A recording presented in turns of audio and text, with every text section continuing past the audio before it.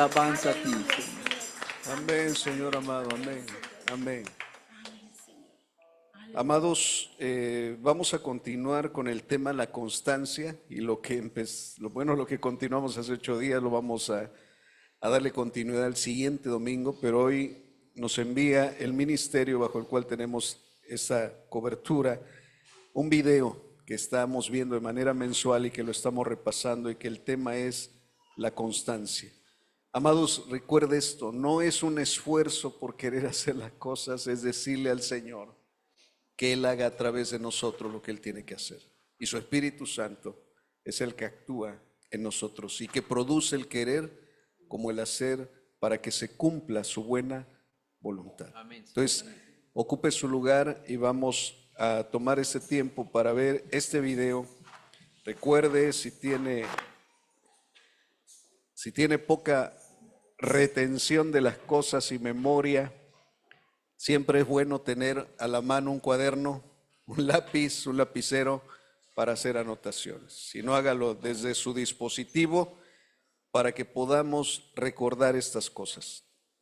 Quiero decirle que al final le estaremos entregando un juego de copias que nos van a servir para repasar los días jueves. Al final, en la parte de atrás, estaremos entregándoles el juego de copias que nos servirán para tener el repaso de esta palabra que vamos a ver el día de hoy. Así es que dejamos el tiempo para que nos proyecten el video.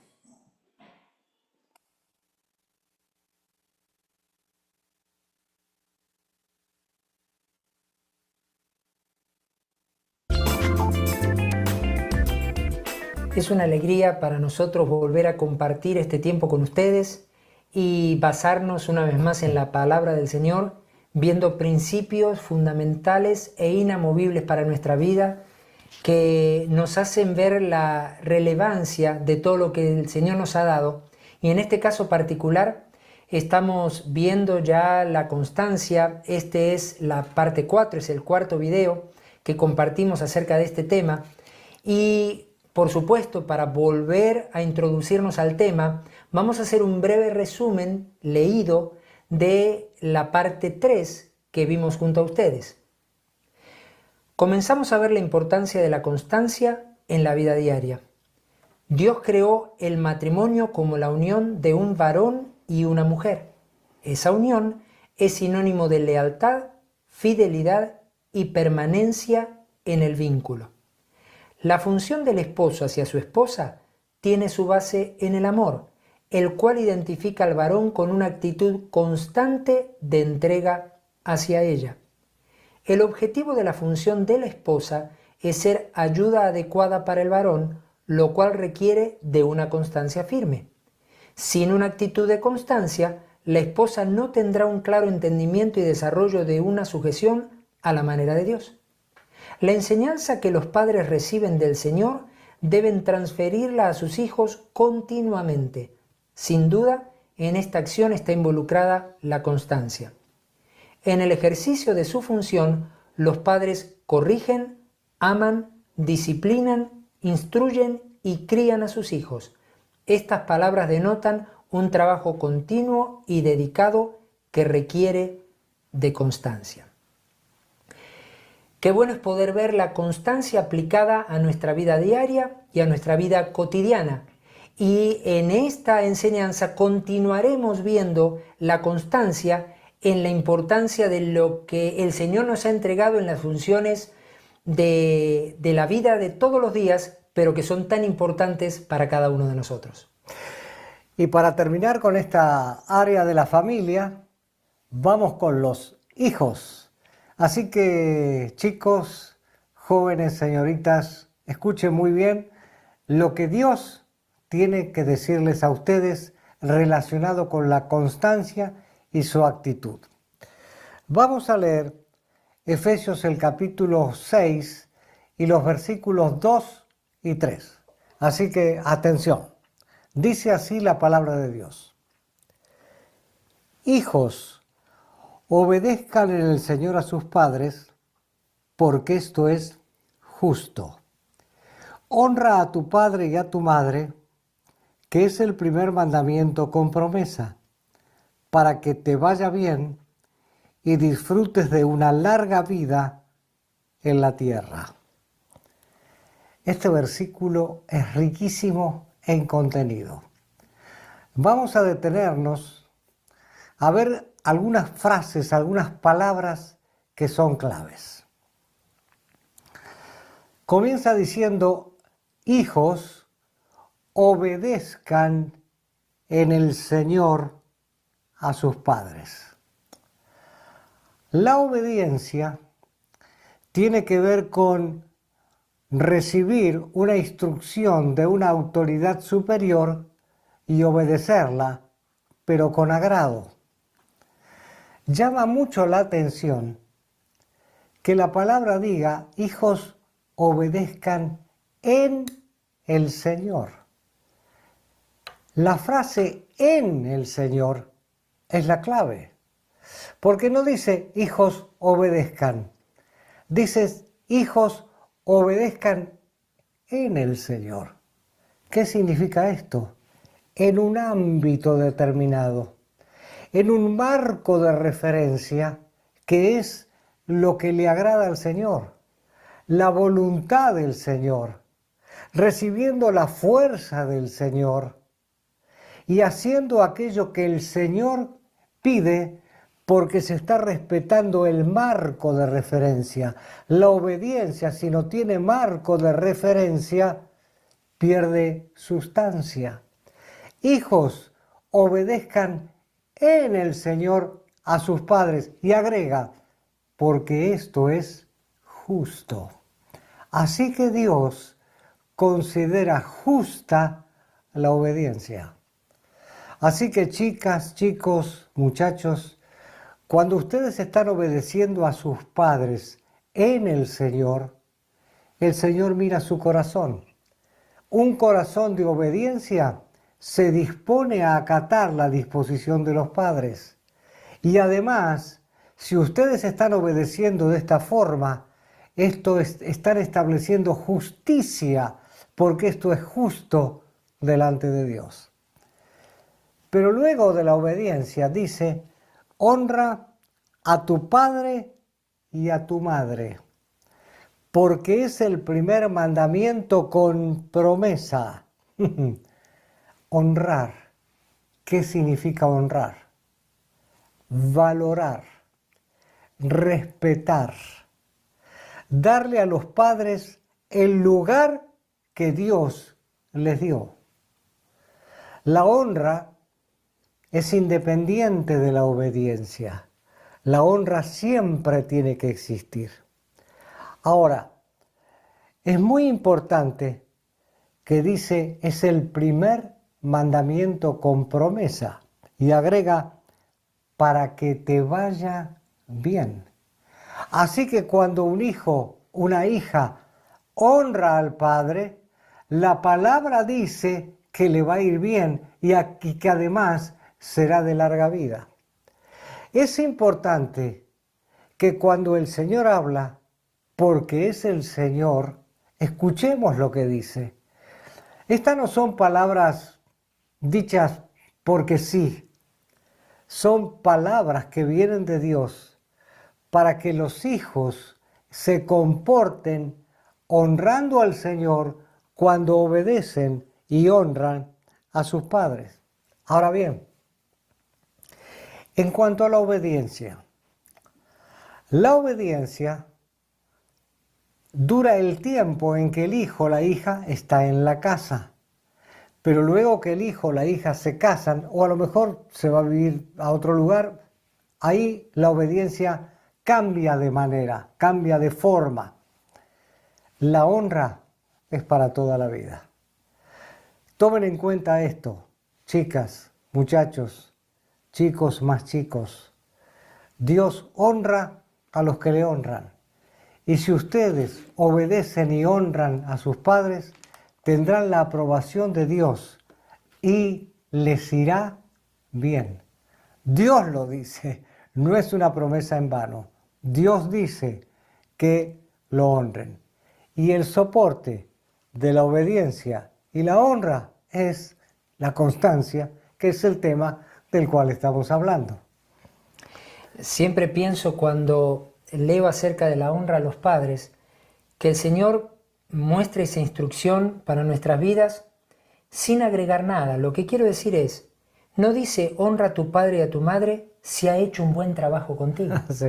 Honra a tu padre y a tu madre si has visto que has sido fiel. Porque en realidad, como lo decía, la honra es aprender a darle el lugar que Dios decidió darle a nuestros padres, independientemente de que hayan tenido errores o que hayan hecho cosas mal. Y qué importante es la constancia dentro de eso, porque aún hay personas que he visto que ya con sus padres fallecidos Ajá. les cuesta mucho recordarlos Correcto. y darles esa honra que merecen, porque alguna circunstancia les ha lastimado. En cambio, la constancia que el Señor nos muestra es saber que respeto y honro a mis padres por el lugar que el Señor les dio, Así y es. entonces lo hago toda la vida, estén vivos o ya no lo estén. Ajá. Qué importante, ¿no? Importantísimo. Ahora, vamos a una siguiente faceta, también muy importante y muy práctica para nuestra vida, que tiene que ver con carrera y trabajo. Dice la palabra: el perezoso desea y nada consigue, pero el que es diligente será prosperado. Proverbios 13:4. Sin duda, cuando hablamos de carrera y trabajo, obviamente como son áreas muy prácticas y comunes a todos los seres humanos, podemos llegar a verlas desde un plano tan profesional que nos olvidamos que Dios también quiere que sus hijos desarrollen esa área de una forma que lo honre y que lo agrade. Por eso, en este proverbio encontramos un principio que es fundamental. El perezoso desea y no consigue nada, pero el que es diligente va a ser prosperado. Es decir, vamos a ponerlo en otros términos. Por ejemplo, muchas veces hay cristianos que he escuchado decir: el Señor me va a bendecir. Y cuando yo trato de entender la base para esa frase o esa intención, la base en realidad es: si soy hijo de Dios, Dios está obligado a bendecirme porque soy su hijo, no podría dejar de bendecirme. Y yo me pregunto, pero ¿a Dios no le importa para nada mi actitud y simplemente me va a bendecir de cualquier forma y de cualquier manera? ¿Cuál es la base realmente para ver la sobrenaturalidad del Señor en nuestras vidas y su prosperidad derramada sobre nosotros? Según lo que dice el versículo, es que seamos diligentes. Eso es sinónimo de ser atentos, dedicados y esforzados en lo que hacemos. Pero ¿cómo empieza el versículo? Hablando del perezoso. La característica de la pereza, ¿saben lo que demuestra? Que esa persona es negligente, que es descuidada y aun que es floja en lo que debe o necesita hacer. Por lo tanto, el versículo dice que el perezoso no consigue nada. Quiere decir que esa persona está demostrando ser inconstante en la vida diaria en lo que le corresponde hacer. Por lo tanto, Dios no puede comprometerse en prosperar a quien no se esfuerza, ya sea en su carrera o en su trabajo. Déjeme también llevarlo esto a otros planos, hablando prácticamente. Hay creyentes jóvenes que no son constantes en sus estudios, por ejemplo, y no quieren pagar el precio de estudiar una carrera y de llegar a obtener un título. Y pareciera que en el momento que toman esa decisión no ocurriera nada, pero los años pasan. Y cuando ya empiezan a buscar trabajo, se dan cuenta que muchas puertas se les cierran. ¿Por qué? Porque hay lugares y hay posiciones y hay áreas de trabajo que están destinadas para personas que estudiaron una carrera y obtuvieron un título, que tienen el conocimiento necesario para llenar esa función. Hay otro tipo de creyentes que nunca están a gusto en ningún trabajo Y siempre tienen alguna excusa para renunciar, para quejarse y para cambiar de empresa. Cada vez que se sienten desmotivados o algo no les parece, se salen de ese lugar y empiezan a conseguir uno nuevo. Suelen decir que no es muy bueno que en un currículum vitae, en un resumen, aparezcan muchísimas empresas en muy poco tiempo, porque eso no habla bien de esa persona.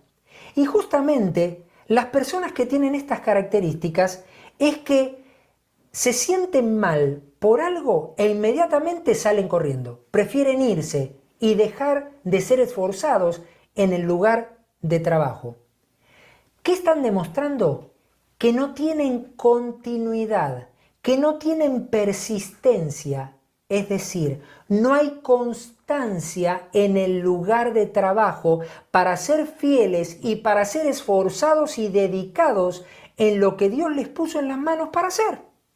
Obviamente, ni hablar de que la empresa para la cual están trabajando los considere para un mejor salario o una mejor posición, porque nunca lo van a considerar sabiendo que esa persona en cualquier momento tira la toalla y decide irse. Estas actitudes y otras que son similares ponen en evidencia cuando hay falta de constancia en la vida laboral y profesional. Pero recuerden, seguimos hablando de una constancia que es espiritual, que viene de Dios, y una inconstancia que viene como resultado de que nuestra vida espiritual no tenga al Señor como prioridad. Por tal razón, si un creyente, no cualquier persona, un creyente muestra estas características de inconstancia en la vida laboral o profesional, la pregunta es, ¿podrán seguir y servir al Señor de acuerdo a los requisitos que el Señor ha establecido? Seguramente también serán inconstantes en su vida espiritual. Fíjense, quiero terminar esto con una mención de algo que Jesús mismo dijo que tiene que ver con el trabajo. Y uno termina concluyendo que Jesús siempre es el ejemplo para todo. Jesús dijo estas palabras, pero Jesús les respondía, mi Padre aún hoy está trabajando y yo también trabajo. Juan 5:17. Sin lugar a dudas, Jesús valoraba el trabajo, era dedicado al trabajo y el Padre lo es, porque dijo Jesús, mi Padre aún hoy está trabajando. Quiere decir que el trabajo, lo cual es creación de Dios y es para expresar todo el potencial y las capacidades que el Señor nos ha dado, requiere de constancia para honrar al Señor a través de nuestra vida profesional y laboral. Y el Padre tuvo mucho tiempo de trabajo, muchísimo tiempo de trabajo. Gracias a Dios por lo que estamos recibiendo. Luego de la carrera y el trabajo, vamos a hablar un momento de los jóvenes y su vida espiritual. La juventud es una de las etapas más lindas, más hermosas, más valiosas de la vida. En la juventud es donde surgen las ilusiones, los proyectos, los sueños, los objetivos, las metas, y se mira al futuro con expectativa y con gran esperanza. Al mismo tiempo, tenemos que reconocer que en la juventud hay distracciones, hay tentaciones, que en la mayoría de los casos, si esa etapa, el joven o la señorita no está bien parada, puede desviar el propósito de la vida. Ahora, para un joven cristiano, cada decisión que toma tiene que tener al Señor como base de sustento de esas decisiones que toma. Sin lugar a duda, el hecho de poner al Señor en primer lugar va a ser indispensable. Ya hemos mencionado esto en varias ocasiones y lo seguiremos mencionando. ¿Por qué? Porque en este caso de los jóvenes, en la juventud comienza a desarrollarse la constancia a nivel espiritual. Si un joven, si una señorita comienza a desarrollar una vida espiritual sana, de comunión con el Señor, de amor a sus hermanos, de servicio en la congregación, será la base de sustentación para un matrimonio, para una familia sólida. No hay nada peor que alterar factores de importancia en la vida. ¿Qué quiero decir con esto? Un joven puede tener una carrera excelente y ser un profesional excelente. Puede tener un trabajo extraordinario, pero si no tiene vida espiritual, ahí hay algo que está fallando. ¿Por qué? Porque la carrera, la profesión y el trabajo no son la base de lo que a Dios le agrada. Pero cuando hay vida espiritual, de amor prioritario al Señor, de desarrollo espiritual, tanto la carrera como el trabajo vienen como resultado de haber puesto al Señor en primer lugar. Jóvenes, busquen el reino, busquen al Señor en primer lugar. No digo que no estudien, no digo que no trabajen, no digo que no procuren. Lo que estamos diciendo es, hay orden de prioridad. La vida espiritual es requisito indispensable para que todo lo demás se ordene y honre al Señor y el Señor prospere. Ahora, jóvenes, ¿quieren saber ustedes a los ojos del Señor cómo es un joven ideal? La palabra lo expresa, entre otros versículos, y dice así: les he escrito, jóvenes, porque ustedes son fuertes, tienen la palabra de Dios arraigada en sus corazones y han vencido al maligno. 1 Juan 2:14. El apóstol Juan dice, les he escrito, jóvenes. En esta misma carta también habla de padres, habla de hijitos, y cuando nos metemos un momentito en la palabra jóvenes, haciendo un estudio un poquito más profundo, uno se da cuenta que la palabra jóvenes puede abarcar tanto a aquellos recién convertidos, son jóvenes en la fe, como a jóvenes de edad. Puede abarcar a ambos. Pero en definitiva, ¿qué es lo importante? Y quédense con esto, jóvenes, porque tienen la palabra de Dios arraigada en sus corazones y han vencido al maligno. Esta es la clave del éxito en la vida. Si ustedes tienen la palabra de Dios arraigada en ustedes, el maligno está vencido. No encontrará huecos por donde entrar. Pero la palabra arraigada va a dar fruto en una vida que honre y glorifique al Señor. Si la palabra está arraigada, ustedes serán constantes en seguir al Señor, en servir al Señor y ser un modelo para otros jóvenes que van a anhelar esta vida espiritual que ustedes tienen. Qué importante y sobre todo porque la vida espiritual termina siendo la base de todas las decisiones que tomamos, un verdadero entendimiento de la voluntad del Señor para la vida. Y justamente en el último terreno en el que queremos entrar, es un terreno muy importante y un terreno de una decisión fundamental para la vida, y es el noviazgo. Sin duda, una de las decisiones más trascendentes de la vida es el compañero o compañera con quien vamos a formar un hogar para el resto de la vida. Y sé que precisamente los jóvenes son los que más se emocionan cuando llegan este tipo de temas, porque por lo general, no digo que ocurra así en todos los casos, pero por lo general esta decisión se toma en la juventud. Ahora, cuando hablamos de entrar en un noviazgo, en una relación afectiva, muchas cosas, muchos elementos empiezan a conjugarse en la mente y en el corazón de los involucrados. Por ejemplo, Hay anhelos en cada una de esas personas, hay gustos de cada quien, hay deseos para lo que será su futuro y para la planeación de su futuro y muchos otros elementos. Y está muy bien. Es normal, sobre todo en los jóvenes, que haya anhelos, deseos, objetivos en la vida, muchas expectativas de lo que vendrá por delante. Y eso es bueno. Sin embargo, ¿qué ocurre a veces?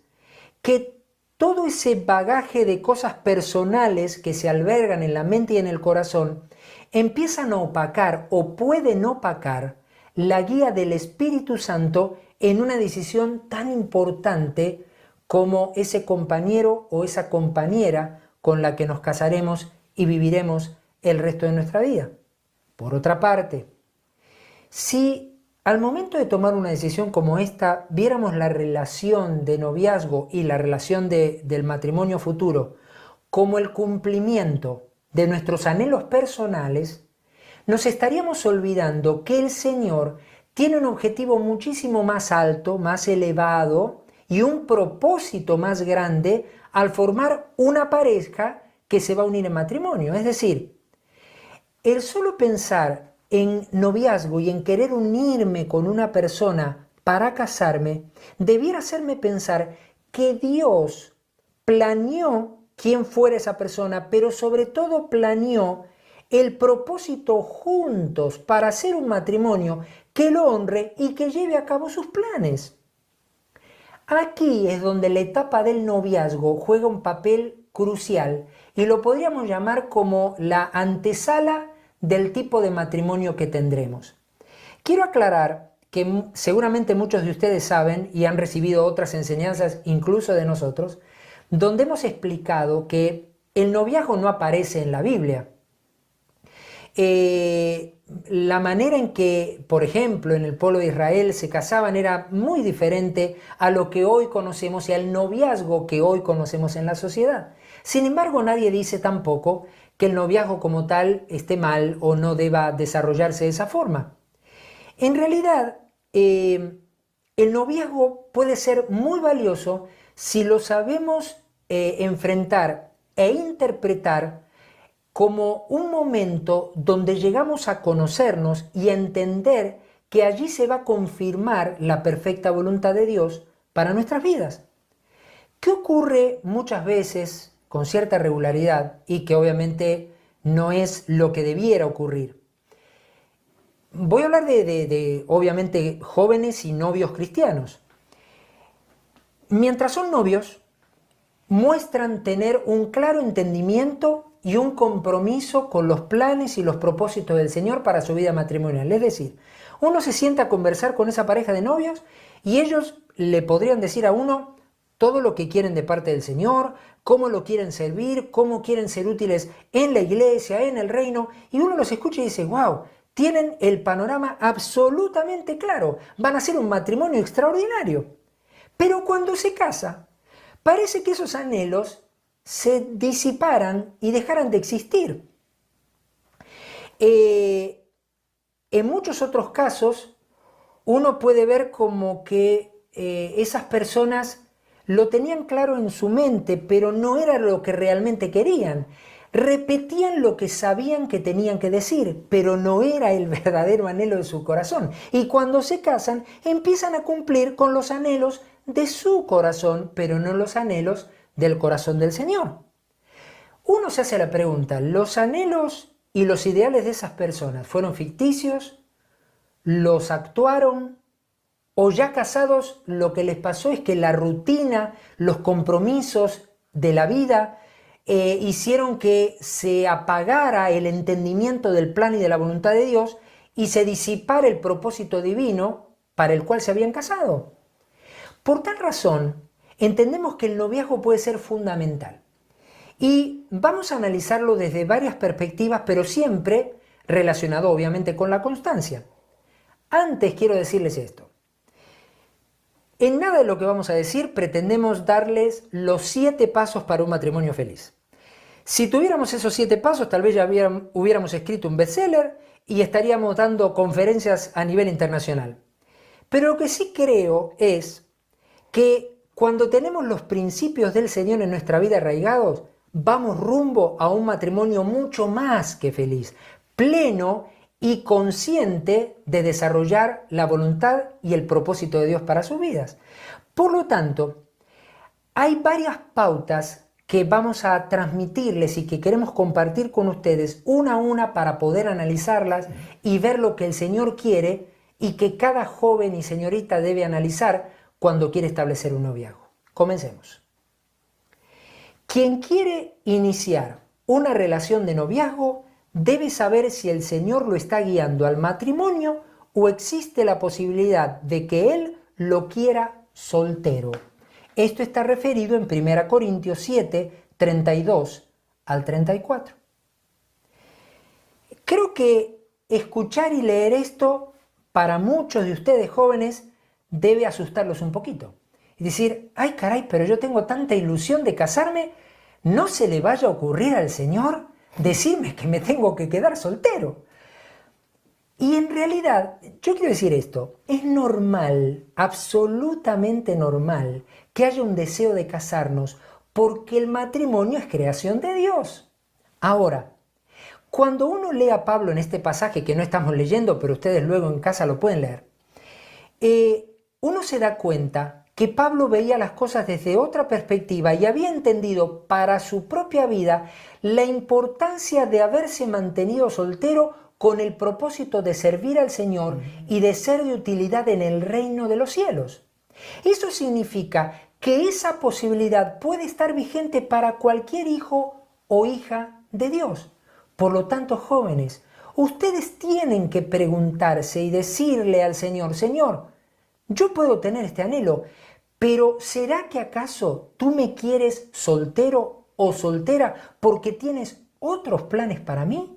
Si fuera así, yo quiero estar dispuesto. Independientemente de que también la palabra aclara que cuando una persona es separada por Dios para su servicio y para mantenerse soltero o soltera, Dios también le da el don de mantenerse de esa forma y nunca va a sufrir por vivir así. Al contrario, va a sentir el gozo y la plenitud de estar sirviendo y honrando al Señor. Pero es importante hacernos esta pregunta.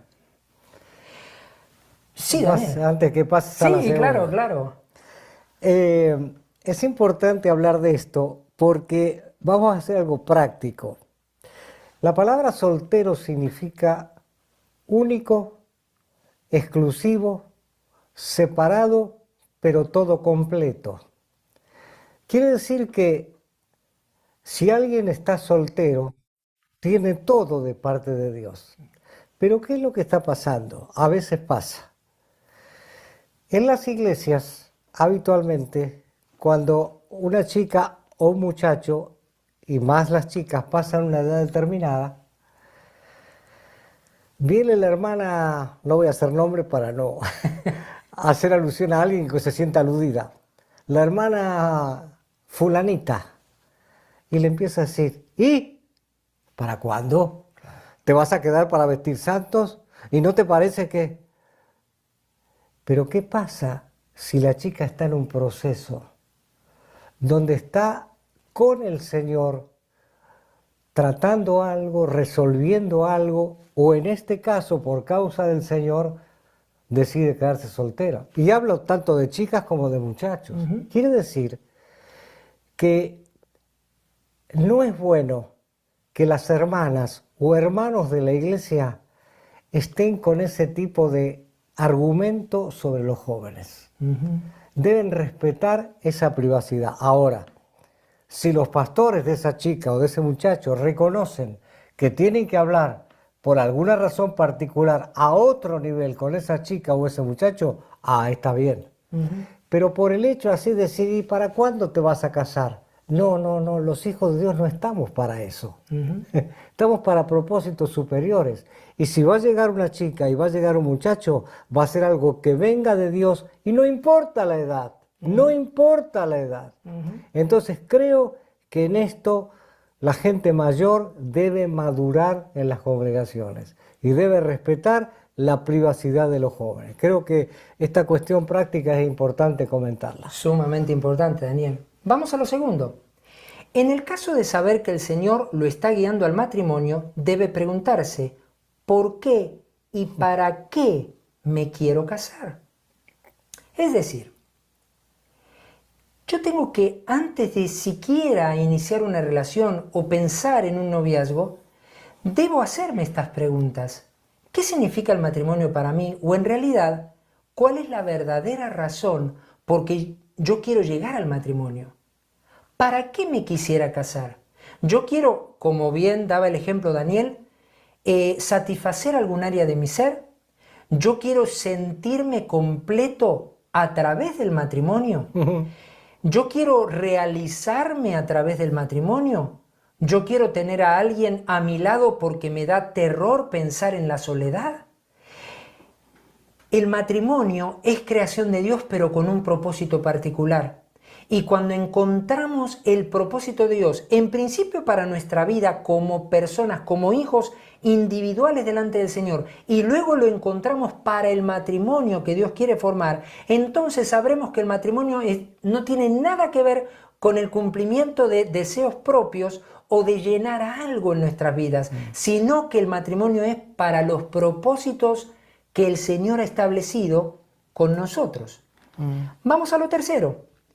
En lo personal, tanto el varón como la chica que quieren iniciar una relación de noviazgo deben responderse si el Señor tiene el primer lugar en su vida y los está dirigiendo por medio del Espíritu. Sumamente importante. Habrán oído que ya más de una vez en el transcurso de estas enseñanzas hemos hablado del amor prioritario al Señor. Pero justamente cuando llegan estos momentos y estas circunstancias es cuando el amor prioritario al Señor se pone en juego. Es decir, si hay un verdadero amor por encima de todas las cosas al Señor, yo no voy a tener la intención de establecer una relación de noviazgo porque esa novia o ese novio van a ocupar el número 1 en mi lista. Porque el número 1 ya está ocupado y nadie lo va a ocupar más que el Señor el resto de mi vida. Por tal razón yo estoy claro en que hoy amo al Señor con todo mi corazón, pero he decidido amarlo por encima de todo y de todos durante toda mi vida. Y por ende, como amo al Señor, para mí es fundamental saber que el Espíritu de Dios está guiando mis decisiones. No me muevo por sentimientos, no me muevo por apresuramientos, no me muevo por ideas propias, me muevo por la guía y la dirección del Espíritu Santo a mi vida. Eso me va a asegurar ir en pasos firmes y cumplir con el propósito de Dios. Cuando lo hago por mis méritos, mi esfuerzo o mis deseos, voy a terminar equivocándome y tomar caminos que lamentablemente me van a llevar a destinos que no son de Dios y de los cuales voy a tener que retroceder, arrepentirme y volverme al Señor para que me encamine. En realidad el Señor nos está dando la posibilidad de siempre estar bien encaminados en sus planes cuando sabemos escuchar la voz del Espíritu de Dios. Vamos a la siguiente. Cada uno, también en lo personal, debe analizar cuáles son sus objetivos de vida y si esos objetivos nacieron en Dios. Es decir, para mí el noviazgo tiene que ser una etapa más o un momento más, una circunstancia más en la cual yo vea un objetivo de Dios cumplido en mi vida. Y para que eso sea así, entonces yo tengo que analizar antes del noviazgo qué otros objetivos yo me he planteado en la vida y si esos objetivos los puso el Señor en mí o nacieron de mi propio corazón. Hemos hablado ya a esta altura de varias cosas prácticas y, por ejemplo, en cierto momento, cuando hablábamos antes de carrera y trabajo, etc., un joven debiera preguntarle al Señor, Señor, ¿cuál es la carrera que tú quieres que yo haga? ¿En qué me quieres encaminar? Porque aún en la carrera, en mi profesión, yo quiero servirte y quiero ser de beneficio para el reino y para las personas que me rodeen. Por tal razón, un varón o una mujer que han visto el cumplimiento de la voluntad de Dios en áreas como esa, están esperando que a la hora del noviazgo, que tiene miras a concretar un matrimonio, sea el objetivo de Dios cumplido y no los deseos personales. Así que cada uno debe ser sincero, genuino delante del Señor y preguntarle al Señor, Señor, quiero tener claro que los objetivos que están en mi corazón los pusiste tú. Y si hay un objetivo que no vino de ti, te pido que lo quites y yo mismo me encargaré de arrancarlo de mi corazón. Pero yo solo quiero tus objetivos para mi vida. Vamos a lo siguiente. No deben pensar en el matrimonio como un medio para suplir sus necesidades, ya sean físicas, emocionales, económicas o espirituales. Esto es sumamente importante y tiene mucha relación con la referencia que antes hizo Daniel del verdadero significado de soltero. Un soltero es alguien completo. Y un ser humano, ¿cómo puede ser completo? Pura y exclusivamente con la presencia de Cristo en su vida. Cristo nos hace completos. Cristo nos satisface en todas las áreas de la vida. Por lo tanto, yo no voy a pensar en el matrimonio como un instrumento o un medio en el cual yo quiero suplir alguna necesidad. Es triste ver un varón o una mujer que se casan e internamente están pensando, yo quiero que ella me brinde todo el amor que mi mamá no me brindó. Yo quiero que este varón me ame como mi papá nunca me amó. Me da pena decirlo, pero tu esposo o tu esposa nunca te van a amar como tu papá o tu mamá. En realidad, esa falta de amor que pudiste haber tenido, solo el Señor la puede suplir. Y cuando conoces al Señor íntimamente, esa falencia del pasado queda más que completa por el derramamiento del amor de Dios en nuestra vida. Como este ejemplo podríamos poner muchísimos más, porque si prestan atención a lo que leímos, las necesidades pueden ser físicas, emocionales, económicas o espirituales. Quiere decir que en algún sentido inclusive podemos estar siendo egoístas a la hora de pensar en el matrimonio solo por beneficio personal, para recibir algo a cambio de tomar la decisión de un matrimonio. Eso puede ser netamente peligroso para nuestra vida.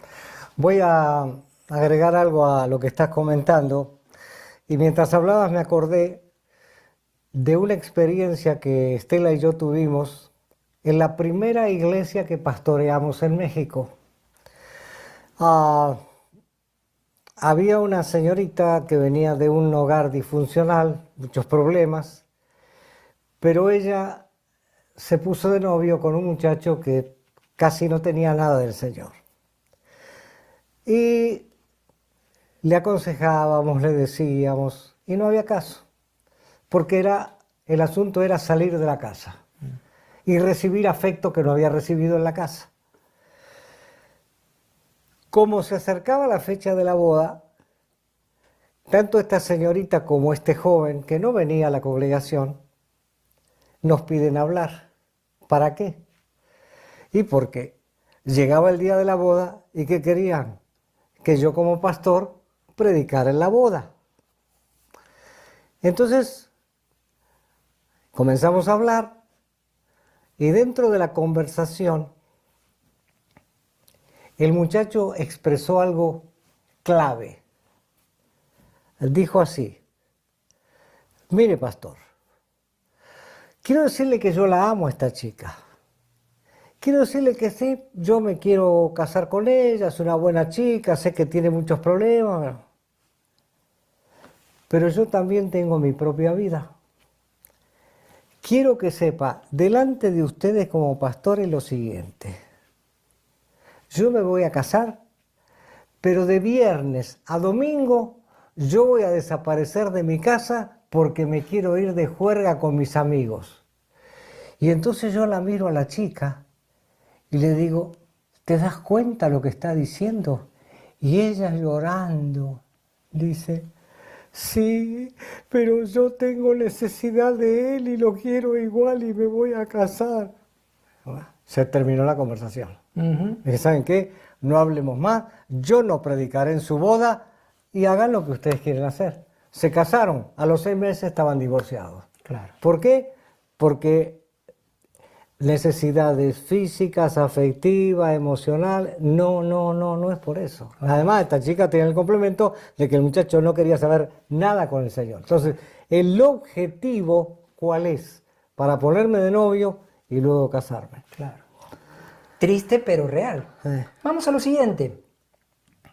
Durante la relación de noviazgo, cada uno debe ser completamente sincero en todo lo que expresa y anhela, sin intentar agradar al otro o mostrarse más espiritual de lo que es. Esto sé que suena muy práctico y realmente pretendemos que así sea. ¿Por qué razón?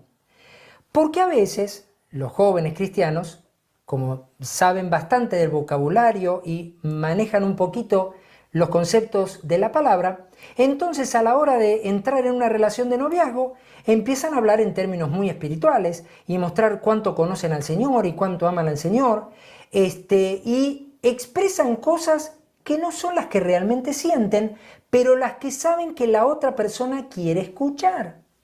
Y eso hace que no haya sinceridad y obviamente que la otra persona se quede con algo que no es real, porque escuchó lo que quería escuchar, pero no nació de un corazón que anhelaba eso que dijo. Ni tampoco mostrarse más espiritual. Yo lo reflejo de esta manera. Como aquel muchacho que se ve en la noche con su novia y le dice: hoy en la madrugada el Señor me levantó a las 3 de la mañana y leí 24 capítulos de la Biblia que impactaron mi vida y estuve orando durante 4 horas seguidas. Gloria a Dios y lo hizo. Me parece extraordinario, pero la realidad es que si hubiera hecho eso hubiera necesitado las 24 horas del día para poder realizarlo. ¿Cuál es el punto? Que ninguna de esas actitudes va a apantallar al otro cuando ya estén casados. Porque a la hora de tener un matrimonio y convivir con la persona, ahí se ve la realidad del amor a Dios, la realidad de la espiritualidad, la realidad de los verdaderos anhelos y lo que queremos lograr en la vida. Por tal razón, si ya estás en una relación de noviazgo, tienes que hablar con un corazón íntegro y decir lo que sientes, lo que quieres, lo que anhelas, lo que el Señor te ha mostrado, pero aún lo que aún te falta superar, aquellas cosas en las cuales ves que el Señor te quiere llevar a un paso más allá, porque eso va a hacer que se afiance una relación que sea genuina y que ambos busquen al Señor para encontrar dirección en todas las áreas y en todos los aspectos. Vamos a lo siguiente. Es imprescindible que, para comenzar una relación de noviazgo, cada uno de los involucrados tenga un grado óptimo de madurez emocional y espiritual. ¿Por qué esto es importante? Porque hay algo que sí muchas veces hemos enseñado y hemos dejado muy claro, que en realidad todo noviazgo debiera ser con miras al matrimonio. Esa idea de un noviazgo para probar a ver qué pasa y a ver cómo nos llevamos no debiera existir en la cabeza de ningún creyente. Pero ¿qué ocurre? Que muchas veces podemos iniciar una relación de noviazgo, pero con muchas falencias, tanto en lo espiritual como en lo emocional. ¿Y qué va a pasar? A la hora de iniciar la relación, vamos a llevar esas carencias con nosotros y las vamos a transmitir a la persona con la cual iniciamos la relación. Tal vez todo empezó muy bien, pero al rato la otra persona empieza a darse cuenta que hay una exigencia de amor, hay una exigencia de sentimientos o hay una exigencia de lo espiritual. Como que la otra persona tuviera que llenar huecos o vacíos que esta persona, por sus carencias y por su grado de inmadurez, no ha sabido suplir en el Señor. Es mejor, jóvenes, trabajar en lo propio, en lo personal y tener una vida que emocional y espiritualmente sea estable y tenga un grado óptimo de madurez.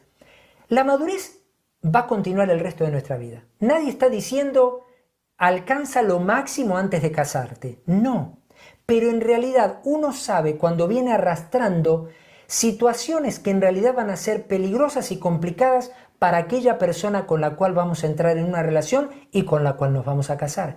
Es mejor eso, ir delante del Señor y que eso esté sanado, eso esté suplido por el Señor y sepamos que espiritual y emocionalmente estamos preparados para iniciar una relación. Siguiente. También es muy importante, sobre todo para el varón, alcanzar un cierto nivel de desarrollo y estabilidad laboral que le permitan disfrutar de autonomía económica para no depender de terceras personas en el matrimonio. Qué importante es esto. Y vieron que dijimos sobre todo para el varón. ¿Por qué? Porque entendemos en el Señor que el varón será siempre el instrumento que Dios use para manifestar su bendición, su prosperidad y su sobrenaturalidad a partir del trabajo que Dios le dé al varón. Con esto no estamos diciendo que la mujer no pueda trabajar, pero hay una etapa cuando llegan los hijos que entendemos que el valor de la mamá estando presente con sus hijos, criándolos y educándolos, eso es fundamental para la salud espiritual de los hijos. Por tal razón, un varón que tiene el deseo de establecer un noviazgo y que quiere casarse, tiene que tener un mínimo desarrollo y estabilidad en su trabajo para tener autonomía económica. Con eso lo que queremos decir es que se puede valer por sí mismo, que a la hora de casarse puede pagar todos los compromisos y puede con ese dinero sostener el hogar sin tener que depender de otros. Con esto se acaban muchísimas ideas culturales que sobre todo en Latinoamérica estamos acostumbrados a tener. El hacernos el cuartito en el fondo de la casa de mis papás, ¿está bien? Y si no podemos pagar para los ladrillos, por lo menos ponemos una tienda de campaña, pero con algo iniciamos. No. Necesito yo saber que debo tener mi propio espacio con mi esposa y ahí ver al Señor. Que haya muchas cosas que no tengamos en un principio es obvio. Creo que todas las parejas podríamos contar muchísimas historias de lo que no tuvimos cuando apenas nos casamos. Pero luego vimos al Señor prosperándonos y dándonos mucho más allá de lo que podríamos haber imaginado. Sin embargo, debe haber una resolución en el corazón del varón de decir, Señor, yo confío en que tú me darás un trabajo y una economía que me permitan ir hacia adelante. ¿Por qué? Porque este matrimonio sé que viene de ti. Esta chica que has puesto en mi camino es tu perfecta voluntad para mi vida y con ella vamos a cumplir tus planes. Así que no nos vamos a preocupar por la economía porque tú siempre nos darás todo lo necesario y mucho más que eso. Y lo último que vamos a ver juntos. Deben recordar que el matrimonio es un pacto y no un contrato que se puede incumplir o romper según la voluntad propia o las circunstancias. Por lo tanto, deben estar convencidos de unirse para toda la vida. ¿Por qué esto es importante? Porque un pacto es inviolable. En la enseñanza 1, y ustedes la pueden volver a recordar, Daniel nos explicaba acerca del valor del pacto para Dios, lo que un pacto significa para el Señor. Y con esa misma idea Dios estableció el matrimonio para que fuera un pacto, algo irrompible, inviolable, que permanece para toda la vida. ¿Qué es lo que vemos hoy? Una sociedad contaminada por una idea falsa de que se acabó el amor y ve corriendo a cualquier abogado que prontamente te va a resolver lo de un divorcio y tú quedas libre de esa persona. Esa no es la mente de Dios. Si el matrimonio es para cumplir con el propósito de Dios, con la vida de esa pareja, entonces ¿cómo yo podría pensar que Dios me quiere unir para cumplir sus propósitos para luego estar divorciados? Es imposible que Dios piense así. Por lo tanto, nosotros como hijos del Señor tampoco podemos pensar así. Tenemos que tener la convicción de que entrados al matrimonio es porque estamos seguros de que esa es la perfecta voluntad de Dios y ese matrimonio será para toda nuestra vida. Amados, seguramente se han dado cuenta de la importancia relevante que tiene la constancia en todo lo que hemos enseñado hasta aquí. Es decir, nos hemos ocupado en la enseñanza anterior y en esta de hablar pura y exclusivamente de aspectos de la vida cotidiana, prácticos de funciones que Dios nos ha delegado como hombres y como mujeres. Y la constancia, cuando está presente, nos hace estar firmes en los planes de Dios y estar seguros de lo que Dios nos ha instruido para llevarlo a cabo y ver el resultado que viene por hacer la voluntad de Dios. Por tal razón, es importante entender que la constancia que Dios quiere producir en nosotros y estará produciendo cada vez más es para que en la vida práctica se muestre que Dios está con nosotros y que tenemos una vida que honra, que agrada a Dios, que vive para Dios, que lo ha puesto en primer lugar y que todo lo que somos y hacemos es por Él y para Él. Así que para terminar vamos a orar y vamos a agradecerle al Señor por todo esto que nos ha transmitido. Padre, cuántas gracias te damos porque tu palabra contiene los principios más importantes para que vivamos una vida plena, pero una vida sobre todo segura en ti.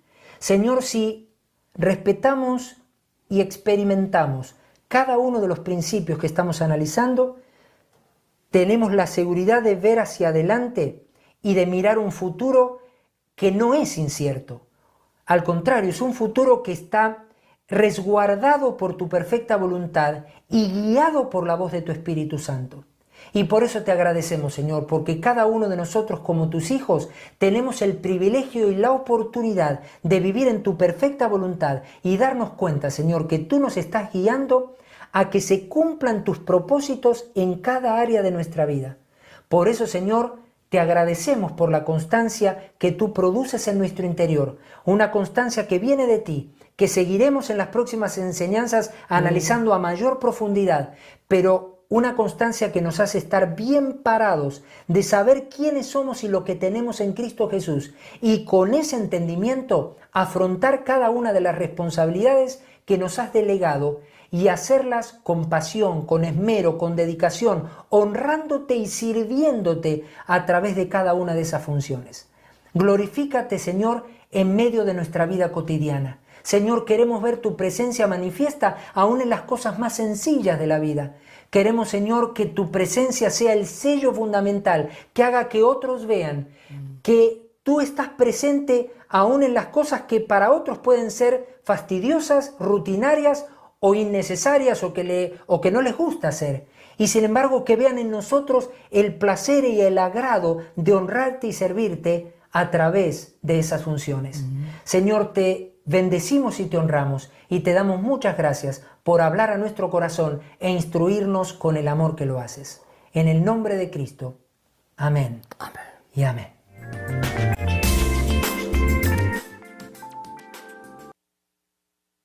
Bien. Ok. Pues bien, amados, aunque decía el ministerio al principio de estas enseñanzas que no era como un seminario para matrimonios, familia, yo creo que nos está a algunos haciendo retomar pues el punto de lo que es la vida cotidiana, tanto esposa, esposo, hijos, que hoy el Señor les habló prácticamente a los jóvenes, pero yo creo, como dice el dicho, te lo digo Juana para que lo entienda Chana o algo así. O sea, cada vez que el Señor habla, esto tómenlo los jóvenes, tómenlo los adultos, los matrimonios, hermanos, que esto es para todos. Así que cada uno en su mochilita llévese lo que el Señor le dio. Entonces vamos a orar en este momento por lo consagrado al Señor. Le recordamos, hermano, que vamos a enviar una ofrenda a Chiapas, a la Iglesia Regalo de Vida, para que les sirva al Señor dentro de las necesidades que están teniendo también de enviar despensas, hermanos, de ayudar, de colaborar. Todo esto el Señor nos puso también enviarlo para que podamos también participar, ser partícipes de lo que están viviendo allá en el estado de Chiapas. No es precisamente la iglesia en sí la que está padeciendo todo esto, aunque algunos hermanos en la iglesia Regalo de Vida están siendo afectados, pero no toda la iglesia. Pero nosotros, el Señor nos puso en el corazón hacerlo de esa manera, que aquí la iglesia Formando Vidas pudiera enviar ofrendas al Señor allá para la iglesia y que ellos se encarguen de distribuirla en lo que haga falta. Entonces vamos a hacerlo en ese momento también y entregamos al Señor lo que se le ha consagrado. Póngase de pie, tómelo en sus manos y entréguele al Señor lo que ha consagrado para su gloria y su honra. Amado Dios, oramos en este